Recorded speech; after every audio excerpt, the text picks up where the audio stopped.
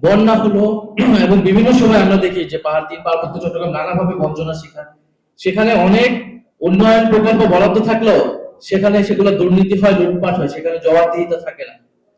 এবং আমরা পাহাড়ে একটা ভিন্ন রকম চাঁদাবাজির কথাও শুনি, সেখানে একটা আলাদা ধরনের সন্ত্রাসও আছে। ফলে সেগুলোরও সমাধান করা লাগবে। জবাবদিহিতা এবং সুশাসন সমতল থেকে পাহাড় সব জায়গায় নিশ্চিত করা লাগবে।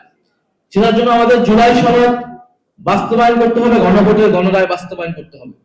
আমরা জানি পাহাড়ের পার্বত্য চট্টগ্রাম অঞ্চলগুলোতে না ভোটের সংখ্যা বেশি এসেছে, কিন্তু আমরা মনে করি যে তাদেরকে বিভ্রান্ত করা হয়েছে কোনো না কোনো ভাবে।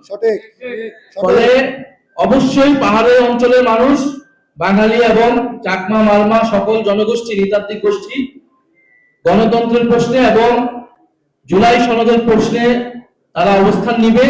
এবং আপনাদের কাজ হচ্ছে তাদেরকে সেই সচেতনতা তৈরি করা যে জুলাই সনদটা আসলে সকলের জন্য প্রয়োজন। কিভাবে পাহাড়ের মানুষ এটা দ্বারা উপকৃত হবে, যদি দেশে গণতন্ত্র সুশাসন থাকে, দেশে অর্থনৈতিক উন্নয়ন সমানভাবে বণ্টিত হবে। এই যে দেখেন, একটা সরকার 2/3 মেজরিটি পেয়ে জিতে এসেছে এবং তিনি দীপেন দেওয়ান বা তাকে সরিয়ে দিয়েছে। পার্বত্য চট্টগ্রামে কোনো প্রতিনিধি নাই সেই মন্ত্রণালয়ে। এটা বাংলাদেশের ইতিহাসে এর আগে কবে হয়েছে আমার জানা নাই। ফলে এই সরকার এটা করতে পারছে কারণ কোনো জবাবদিহিতার আওতায় এই সরকার নেই। ফলে আমরা মনে করি জুলাই সনদের প্রশ্নে পাহাড় থেকে সমানভাবে আওয়াজ ওঠা উচিত। এবং একইভাবে আমরা মনে করি পাহাড় থেকে সমতল এনসিপি সবার দল, সব জায়গায় এনসিপি, ছাত্র শক্তি, যুব শক্তি, নারী শক্তি, শ্রমিক শক্তি আমরা কাজ করব সকল উপজেলা এবং আগামী স্থানীয় সরকার নির্বাচনে আমরা তিন পার্বত্য চট্টগ্রাম অঞ্চলে বিশেষ গুরুত্ব দিয়ে আমরা কাজ করব, যাতে সেখানে আমরা জনপ্রতিনিধি বের করে নিয়ে আসতে পারি। একটা নতুন, গত 50 বছর পরে, 54 বছর পরে পাহাড়ে যাতে একটা নতুন জনপ্রতিনিধি পায়, তরুণ জনপ্রতিনিধি প্রায়, যারা পাহাড়ের মানুষের জন্য কাজ করবে, সকল জনগোষ্ঠী জাতিসত্তার মানুষের জন্য কাজ করবে। এবং আরেকটা গুরুত্বপূর্ণ বিষয় হচ্ছে পাহাড়ের এই যে দীর্ঘদিনের সমস্যা রয়েছে, তাদের অধিকার বঞ্চনা, নিপীড়ন, এর প্রয়োজন রাজনৈতিক সমাধান।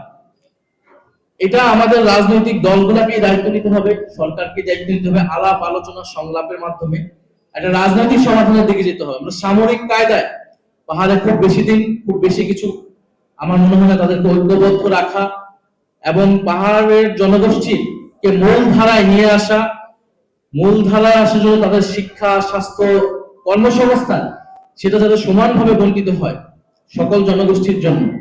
এবং পাহাড়ের যে বিদ্যমান যে দ্বন্দ্ব চলমান, এই দ্বন্দ্বটাকে যারা জিয়ে রেখে সুবিধা নিতে চায় তাদেরকে আইডেন্টিফাই করা এবং সকলে মিলে একটা সমাধানে এসে আমার মনে হয় একটা ঐক্যবদ্ধ বাংলাদেশ যদি আমরা করতে পারি।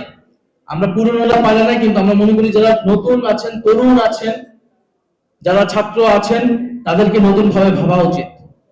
এবং এনসিপি তার জায়গা থেকে উদ্যোগ নেবে, কাজ করবে তিন পার্বত্য চট্টগ্রাম অঞ্চলে। ইনশাল্লাহ আমরা এবার নির্বাচনে একটি অঞ্চলে ইলেকশন করার অভিজ্ঞতা হয়েছে। আমরা আশা করি আগামী নির্বাচনে এবং আগামী বিশেষত স্থানীয় সরকার নির্বাচনে আমরা সকল জায়গায় এনসিপির জনপ্রতিনিধি থাকবে। আপনারা সেই উদ্দেশ্যে কাজ করবেন।